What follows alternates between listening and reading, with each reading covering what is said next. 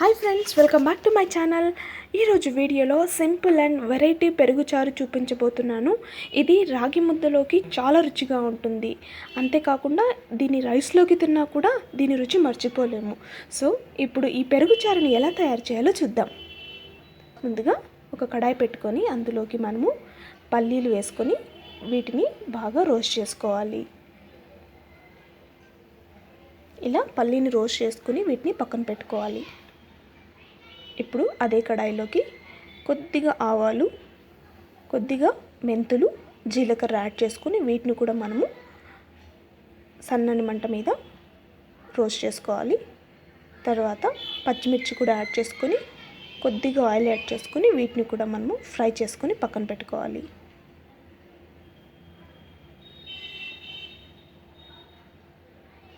ఇప్పుడు చూసారుగా ఇలా రోస్ట్ చేసుకున్న పల్లీలు, పచ్చిమిర్చి, ఆవాలు, మెంతులు, జీలకర్ర ఇలా ఇవి యాడ్ చేసుకొని కొత్తిమీరని యాడ్ చేసుకొని మనము ఇప్పుడు మిక్సీ పట్టుకోవాలి.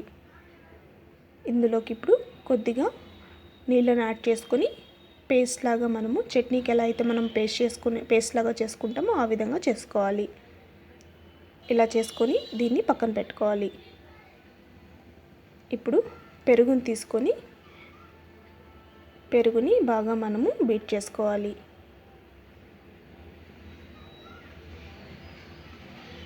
ఇలా బాగా పెరుగుని బీట్ చేసుకున్న తర్వాత ఇప్పుడు ఆల్రెడీ మనం పేస్ట్ చేసి పెట్టుకున్నాం కదా, ఆ పేస్ట్ని ఈ పెరుగులోకి యాడ్ చేసుకోవాలి. అవసరం అనిపిస్తే మనము నీళ్ళను కూడా యాడ్ చేసుకోవచ్చు. ఇప్పుడు ఈ మిక్స్ అంతా బాగా మనము కలుపుకోవాలి. ఇప్పుడు దీనికి మనము పోపు పెట్టుకుందాం. పోపుకి కడాయి పెట్టుకొని ఒక స్పూన్ ఆయిల్ యాడ్ చేసుకోవాలి. ఆయిల్ కొద్దిగా వేడెక్కిన తర్వాత జీలకర్ర, ఆవాలు, వెల్లుల్లి యాడ్ చేసుకొని కొద్దిగా ఫ్రై చేసుకోవాలి.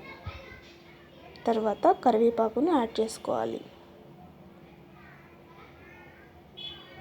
ఇప్పుడు సన్నగా కట్ చేసుకున్న ఉల్లిపాయలను కూడా యాడ్ చేసుకోవాలి.